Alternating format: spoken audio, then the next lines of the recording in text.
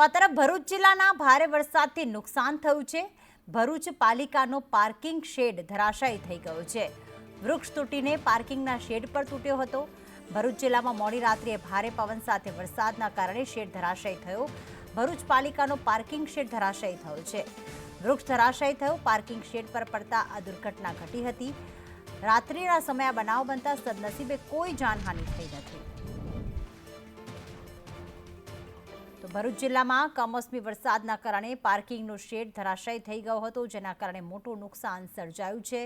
પાલિકાનું parking shade ધરાશાયી થતાં હાલમાં કોઈ જાનહાનિ થઈ નથી, પરંતુ મોટા પ્રમાણમાં નુકસાન થયું છે. ભારે વરસાદ અને ભારે પવન ફૂંકાયો, જેના કારણે આ પાર્કિંગનો શેડ નીચે ધરાશાયી થઈ ગયો હતો.